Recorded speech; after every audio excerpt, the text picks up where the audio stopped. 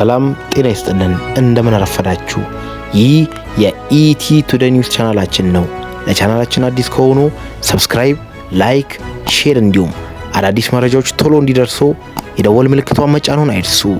ኢቲ ቱዴይ ኒውስ እንደ ወትሮ ሁሉ ትኩስ መረጃዎችን ይዘንላችሁ ቀርበናል። አብራችሁን ቆዩ።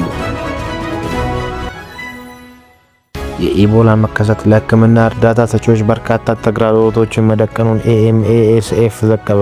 የኢቦላ ወረርሽኝ ዳግም መከሰት ለሕክምና እርዳታ ድርጅቶች ከፍተኛ ተግዳሮቶችን እየፈጠረ መሆኑን አንድ የከፍተኛ ሰብአዊ ድርጅት ኃላፊ ተናግረዋል። ወደ ዲሞክራቲክ ሪፐብሊክ ኦፍ ኮንጎ እየሄዱ የሚገኙ የማዲሰን ሳን ፍሮንቲር ኤፍኤምሲ ፕሮግራም ኃላፊዎች ኬት ዋይት ገንዘብና ቁሳቁሶች ወደ ሀገሪቱ ማስገባት አለመቻላቸው እጅግ እንዳሳሰባቸው ተገልጿል። በዚህ ወር መጀመሪያም ላይ 3 የቀይ መስቀል በጎ ፈቃደኛ ተሟጋቾችንም ሌሎችም ሟቾችን አስክሬን ያነሱ በቫይረሱ ከተያዙ በኋላ መሞታቸውን ተገልጿል። ቫይረሱ ከ200 በላይ የሚሆኑ ሰዎችን ለሞት እንዳዳረገና ከ550 በላይ ሰዎች በጠና ሲታመሙ ከ850 በላይ የሚሆኑ ደግሞ በበሽታው መጠቃታቸውና መያዛቸው ተገልጿል። እሁለት በኮንጎ ከተያዙት ዋይት ሁሉም መከላከያ እርምጃዎችም በቦታ መሆናቸውን ማረጋገጥ አስፈላጊ መሆኑን ያጠናክራል ብለዋል። የዓለም ጤና ድርጅት በቅርቡ ቫይረሱ የመጀመሪያ ከታሰበው በላይ በፍጥነት እየተዛመተ መሆኑን አሳውቆም አሳሳቢ ዓለም አቀፍ ህብረተሰብ ጤና አደጋ ላይ ነው ሲሉም አውጇል። ለወረርሽኙ እስካሁን ክትባት የሌለ ሲሆን ሌሎችም ደግሞ በሙከራ ሲኖሩ የነበሩ ክትባቶችም እስካሁን መፍትሄ እንዳላመጡ ተዘግቧል። በሽታውን ለማከም የሚያስችል ምንም አይነት መድኃኒት አለመኖሩ የሕክምና ባለሙያዎች ጥረት ፈታኝ አድርጎታል ተብሏል። በአፍሪካ ከዚህ በፊት ከተከሰቱ ኢቦላ ወረርሽኞች ላይ ሰሩት ዋይት እነዚህም ወረርሽኞች በተደጋጋሚ ብናያቸውም አሁን ግን ሁሉን አቀፍ ሕክምና መከላከያ እርምጃዎች የሉንም። ሕክምና ክትባቶችን በፍጥነት ሊተገብሩ የሚችሉ ምርመራ መንገዶችንና በአሁኑ ጊዜ ስላለው የዓለም ሁኔታ አንድ ነገር ይነግረናል ብለዋል። የአየር ክልል መዘጋት የጤና ባለሙያዎች አላስፈላጊ ቁሳቁሶችን በቫይረሱ ወደ ተከሰተባቸው አካባቢዎች ማጓጓዝ ላይም የሚያሳድረው ተጽዕኖ እንደሚያሳስባቸውን ጠቅሰዋል። አሁን ማግኘት የሚያስፈልገን መጠን በጣም ግዙፍ ነው ያሉትም ቫይረሱ በተሰራጨባቸው በሁሉም አካባቢዎች በሽታው የተያዙት መለየትና ሌሎችንም የማከማከም ማሻሻል አስፈላጊ ነው ተብሏል። ምክንያቱም ሰዎች ምንም አይነት ድጋፍ የሚያገኙበት የሕክምና ማዕከላት ውስጥ ተቀምጠው እንዲቆዩ አንፈልግም ብለዋል። ምክንያቱም ሕክምና ውስጥ ሲቆዩ የሚነበሩ ጤናን በመስጠትና በተለያየ አይነት መንገድ የሕክምና ሰርቪስ ሲሰጡ የነበሩ ሰዎችም በበሽታው የተጠቁና የተያዙ መሆኑን ሌላ አሳሳቢ ደረጃ ላይ እንዲደርስ አድርጎታል። ከህመሙ እንዳገገሙ ወዲያውኑ ወደ ቤታቸው እንዲሄዱ እንፈልጋለን። ስለዚህ ወደ ቤታቸው መመለስ ይችላሉ። እኛ ግን እስካሁን ይህንን ማድረግ አልቻልንም ብለዋል። ሌላው ደግሞ ስለ ኢቦላ ምልክትም ጭምር መናገራቸው እንደገና ይፋ ተደርጓል። ኢቦላም ለሞት የሚዳርግ አደገኛ የሆነ በሽታ ነው። በመጀመሪያም ለሚታዩ ምልክቶች ትኩሳት፣ ራስ ምታት፣ ከፍተኛ ድካም፣ የጡንቻ ህመምና ጉሮሮ መከርከር ናቸው ተብሏል። ቫይረሱ በሰውነት ውስጥ ይሰራጭ ማስመለስና ማስቀመጥ ይከሰታል። አንዳንድ ሰዎች ደግሞ ከሰውነታቸው ውጪ እንደሚፈሳቸዋል ተብሏል። ቫይረሱን ከተያዙ ሰዎች ምልክት የሚያሳዩት ከ2 ቀናት እስከ 3 ሳምንታት ባለው ጊዜ ውስጥ ነው ተብሏል። ኢቦላ እንደ ወባና እንደ ታይፎይድ ካሉ ህመሞች ጋር በተመሳሳይ ምልክቶች አሉት። ሰዎች በኢቦላ መያዛቸው መረጋገጥ ከሆነ ከቤተሰብ ከተለያየ አይነት አካባቢ ከሁሉም ነገር ርቆ ወደ ሆስፒታል እንዲሄዱ ተመክሯል። ይህንንም ደግሞ ማወቅ የሚቻለው በቤተ ሙከራ ምርመራ በማድረግ ብቻ ነው ተብሏል።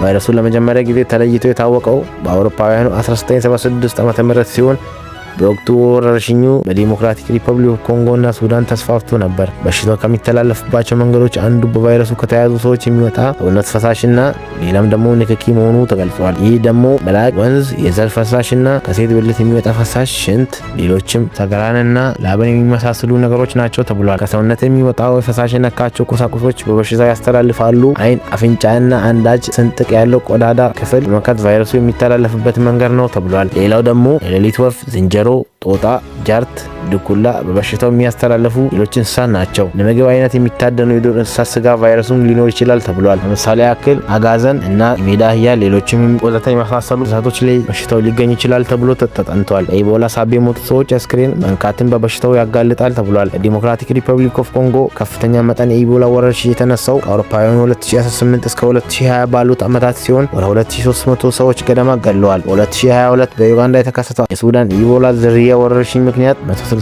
ሰዎች ለህልፈት ተዳርገዋል። በ2014 በጊኒ፣ በላይቤሪያ፣ በሴራሊዮን እና በሌሎችም አካባቢዎች የተነሳው ኢቦላ ወረርሽኝ ከምን ጊዜም በላይ የከፋ ሆኖም ከ11000 ሰዎች በላይ በበሽታው መሞታቸው ተገልጿል። ዘገባው የቢቢሲ ነው። ከፖለቲካዊ ፍጥጫ እስከ ወታደራዊ እርምጃ በትግራይ ክልል ሊፈጠሩ የሚችሉ የሀገራት ቢሆኖች አነጋጋሪ ሆነው ቀጥለዋል። ጦርነቱ ተጀምሯል ይላሉ የኢትዮጵያ ፖለቲካ ቅርበት የሚከታተሉ ህገ መንግስት ባለሙያ ዶክተር አደም ካሴም የፌዴራል መንግስትና የትግራይ ክልል ሁኔታን ሲገልጹ ዶክተር አደም እንደሚያንጸባርቁት ከሆነም ቁርጡ ያለየው ተኩስ መቼ ይጀምራል የሚለው ነው። ለሁለቱም ደግሞ ደም አፋሳሽ ጦርነት የገብተው የፕሪቶሪያ ስምምነት ከመቼውም በበለጠ አደጋ ውስጥ የገባ ይመስላል ብሎ ገልጸዋል። ህዝባዊ ወያኔ ሓርነት ትግራይ ስምምነቱ ፈርሷል የሚል አቋሙን አሳውቋል። ለዚህም ተጠያቂ ያደረገው የፌዴራል መንግስቱን ሲሆን ጠቅላይ ሚኒስትር አብይ አህመድ እና መንግስት እስካሁን ይፋዊ አስተያየት እንዳልሰጠ ተገልጿል። ህወሓት ከ6 ዓመት በፊት በተደረገው ለጦርነቱ አንድ ምክንያት የሚጠቀሰው ምርጫም የተቋቋመውን የትግራይ ክልል ምክር ቤት ወደ ስራ መልሷል። ምክር ቤቱ ደግሞ የህወሓትን ሊቀመንበር ዶክተር ደብረጽዮን ገብረ ሚካኤልን በፕሬዝዳንትነት መርጧል ተብሏል። ይህ እርምጃ የክልሉም ስልጣን በፕሪቶሪያ ስምምነት አማካኝነት ከተመሰረተው ጊዜያዊ አስተዳደር የነጠቀ ሆኗል። መጋቢት መጨረሻ ላይ ጠቅላይ ሚኒስትር ዶክተር አብይ አህመድ የስልጣን ቆይታቸው የተራዘሙት የትግራይ ክልል ጊዜያዊ አስተዳደር ፕሬዝዳንት ታደሰ ወረደን በይፋ መውረዳቸው ባይገልጽም የአስተዳደር ኃይሉን የተቀሙ ይመስላል። የጊዜያዊ አስተዳደሩ ህጋዊነት እንዳበቃ የሚናገረው ህወሓት በዚህ ምክንያት ከፌዴራል መንግስት ጋር የነበረው ግንኙነት ገመድ ተበጥሷል የሚል አቋም ይዘዋል። በትግራይ ክልል ጉዳይን ቀጥሎ ምን ይሆናል የሚለው እስካሁን በውል አልተለየም። ሁኔታው ባለበት ይቀጥላል ወይስ ፌዴራል መንግስት እርምጃ ይወስዳል? ስልጣን የተቆጣጠረው ህወሓት ወታደራዊ እርምጃ ይገባ ይሁን ወይስ ሁለቱ አካላት አንዳች ስምምነት ይደርሳሉ የሚለው ነገር መነጋገሪያ ሆነዋል። እነዚህ አራት ቢሆኖችን በተመለከተ ባለሙያዎችን አነጋግረዋል። በዚህ ምክንያት ጦርነት ሳይነሳ ሰላም ሳይመጣ ፍጥጫው ይቀጥላል የሚል ነገር ብዙዎችን ስጋት ውስጥ የከተተ ሆኖ ቀጥሏል። የቀድሞ ፈተናዎች የነበሩት ፕሪቶሪያ ስምምነት በይበልጥ አደጋ ውስጥ የከተተው የህወሓት እርምጃም 3 ሳምንት ገደማ ቢሆነውም እስካሁን ከፌዴራል መንግስት በኩል በይፋ የተሰጠ አስተያየት የለም። ዶክተር ደብረጽዮን ሚያዝያ 30 2018 ዓ.ም ካቢኔያቸው ለመጀመሪያ ጊዜ በተሰበሰቡበት ወቅት የጊዜያዊ አስተዳደር ስልጣን በጉልበት እየተያዘ እንደሆነ የገለጹት ሲሆን ሌተናንት ጀነራል ታደሰ ከዚህ ዕለት በኋላ ድምጻቸው አልተሰማም። ስልጣኑ የተቆጣጠረው የህወሓት ሊቀመንበር እናም ሌሎች ያዋቀሩት ካቢኔዎች በአንጻሩ ክልላዊ ውሳኔዎችን ያሳለፈ አመራርነቱ ቀጥሏል። የህገ መንግስትና የፖለቲካ ምሁር ዶክተር አደም ካሴ እንደሚናገሩትም በትግራይ ክልል ያለው የሰላም ጦርነትን ሆነ ሌሎችም የፌዴራል መንግስትና የክልሉን አስተዳደር ግንኙነት ያወሳስበዋል ብለዋል። ፌዴራል መንግስት አቋቁም ያለው እውቅና ሰጠዋለሁ የሚለውን ጊዜያዊ አስተዳደር ካፈረሰ ምንም አይነት መልኩ ከትግራይ ክልል ጋር እንደሚገናኝ አይታወቅም ይላሉ። ይህ መሆኑም ቀድሞውኑ በተወሰነ ደረጃ ብቻ ወደ ክልሉ የሚደርሱት ነዳጅና የተለያዩ መሰረታዊ ሸቀጦች ወደ ክልሉ መግባት መቀጠላቸውን ጉዳዩ ጥያቄ ውስጥ እንደሚያስገባው አስረድተዋል። የፌዴራል ድጎማ በጀት ጉዳይም በተመሳሳይ የሚያነሳው ሌላኛው ነጥብ መሆኑን አክለዋል። የትግራይ ክልል ጊዜያዊ አስተዳደር ባለፈው ሚያዝያ ወር ላይ ፌዴራል ድጎማ በጀት ምን ያህል መጠን ውስጥ እንደተቆራረጠ የሚዘረዘር ከደብዳቤ ገንዘብና ከሚኒስቴር ጽሑፉም ነበር። ደብዳቤው እንደሚያስረዳው ከሆነ ከጥቅምት አንስቶ ወደ ክልሉ መድረስ የነበረበት 17.1 ቢሊዮን ብር ውስጥ የደረሰው 8.5 ቢሊዮን ብር ያህል ብቻ ነው ተብሏል። ኢቢሲም ወደ ክልሉ የሚላክ ድጎማ በጀትን በተመለከተ ከገንዘብ ሚኒስቴር አስተያየት ለማግኘት ያደረጋቸው ተደጋጋሚ ጥረቶች አለመሳካታቸውን ተናግረዋል። ጠቅላይ ሚኒስትሩ ባለፈው ጥቅምት እስከ ህዝብ ተወካዮች ምክር ቤት በቀረበው ማብራሪያ በሰጡት ወቅትም የፌዴራል መንግስት ለትግራይ ክልል የሚመደበው በጀት ለልማት ሳይሆን ለታጣቂ የዋለ ነው በማለትም መክሰሳቸው ተገልጾ ነበር። ትግራይ ክልል ጊዜያዊ አስተዳደር ደብዳቤም መጋቢት ላይ መድረስ ከነበረበት በጀት ውስጥ 50% መላኩ ተጠቅሷል። አሁን ፌዴራል መንግስት እውቅና ለማይሰጠው ለዶክተር ደብረጽዮን ካቢኔ ድጎማ በጀትም ይላካል ይሁን የሚለው ነገር ጥያቄ ያስነሳል። ፖለቲካ ተንታኙና በካናዳ ካግላሪ ዩኒቨርሲቲ የሚማሩ ዶክተር ጌታቸው አሰፋም ፌዴራል መንግስት በጀት በመከልከል እስኪ እንደ ፍጥርጥራቸው ብሎ ለተወሰነ ጊዜ ሊተዋቸው ይችላል ሲሉ ግምታቸውን ተናግረዋል።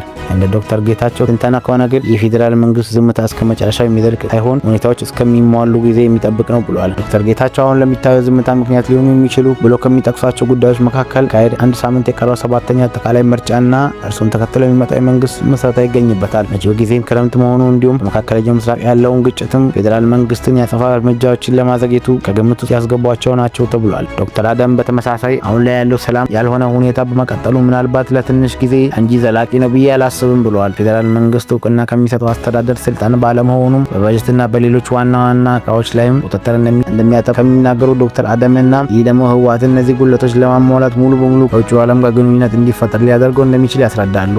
እንዲህ አይነቱ ግንኙነት ፌዴራል መንግስት ሌላ ቁጣ ውስጥ ሌላ እርምጃ ውስጥ ሊያስገባ ይችላል ሲሉ የግጭት መንስኤ ሊሆን እንደሚችል ጠቅሰዋል። ዘገባው የቢቢሲ ነው።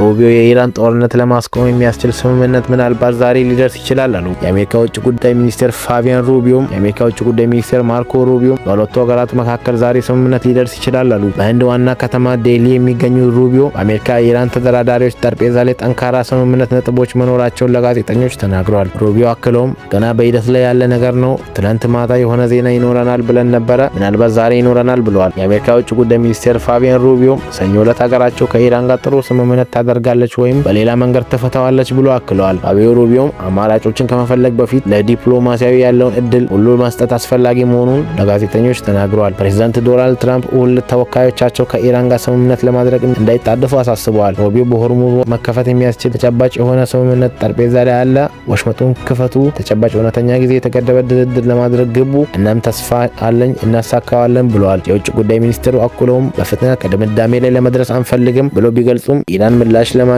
ትንሽ ጊዜ ይወስዳል ሲሉም ተደምጠዋል። እሁድ ዕለት ፕሬዝዳንት ዶናልድ ትራምፕ ትሩዝ ሶሻል ገጻቸው ላይ አሜሪካ በኢራን ወደቦች ላይ የጣለችውን እገዳ ከስምምነት እስክንደርስ ድረስ ሙሉ በሙሉ አናነሳም፣ ይህ ተግባራዊ ሆኖ ይቀጥላል ብለዋል። አክለውም በሁለቱም አካላት ጊዜ መወሰድና ሌላውም የሚገባ ነገር ላይ ለመድረስ አለባቸው ሲሉም ጽፈዋል።